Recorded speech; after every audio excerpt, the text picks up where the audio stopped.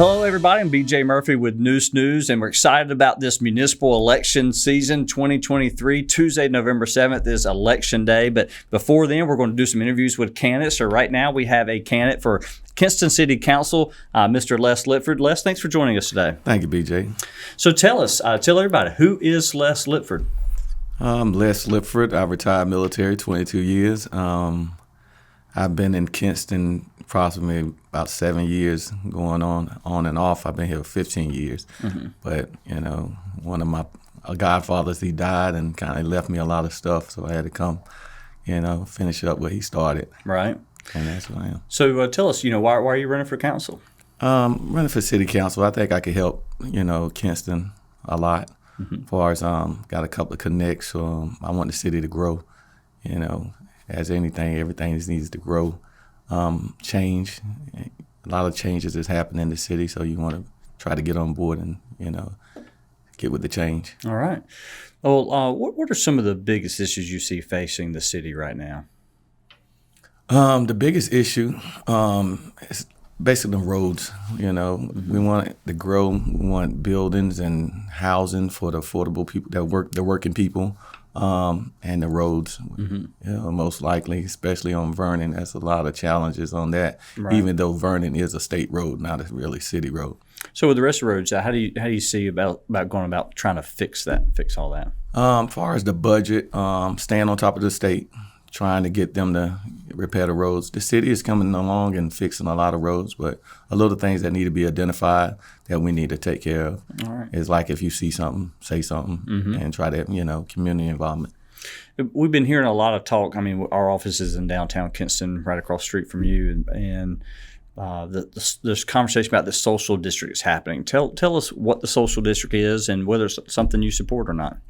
Social district is, collaborating of people, in the social district of doing things, walking on the street. They can have a drink, and we're moving people in on top of some of the businesses, mm-hmm. which is good for Kinston. Mm-hmm. It's getting just like any other city. I just came from Durham, and that city is booming now as far as downtown. And the more people you got, the more taxes and revenue you get for the city, and then you can build a lot of stuff for your infrastructure and stuff. Mm-hmm. Now, is this something you support yourself, or? Yes, I do. I do support the social district. Okay. You mentioned a while ago, and we'll talk about a couple of things that you mentioned just a while ago in one of your answers, transportation. I mean, is transportation an issue for some of our city residents? And if so, how do you go about solving that problem? Yes, transportation is. Our older, elderly people, they need transportation. So I would think the transit, making sure we have a good bus route, getting some buses and people to drive the buses. That's the hard thing now. Mm-hmm. The workers, after the pandemic, employment kind of went down on trying to drive and help institutions and stuff like that. Mm-hmm. Let's switch gears just for a second. The Down East Wood Ducks mentioned that this past year that the team had been sold and they're moving in a year or two. What do you think the possibilities, or will we ever be able to have professional baseball stay here in our community? What do you think the next step is for Granger Stadium? I think we need to keep them down these. I wish we can keep them, but everybody have to move on and, got other things to do. But if we could reach out to another team or reach out to the other people to come back and get a local team here, because that's bringing a lot of revenue here, mm-hmm. down east. It really is. Think about, in terms of, recreation department helps manage that facility there, but a recreation director just announced this month or so that he's leaving this month. Tell us, what are some of the attributes, some of the qualities or skills you would like to see in your next recreation director? Being open and trying, working with the community. Parks and recreation, that's something that we definitely need for the youth to come up. Mm-hmm. So I would like, the next director to be engaging with the youth, mm-hmm. Trying to get them to the next level as far as sports and still having a good time, recreation, mm-hmm. building and making sure things are going as planned. If you think about public safety, crime, et cetera, what kind of letter grade would you give public safety, our department today, and what are some ways that they could possibly improve? I'll probably give them a B+ right now. They're doing a great job. I think doing a great job. but everybody got a different opinion. Just more community involvement.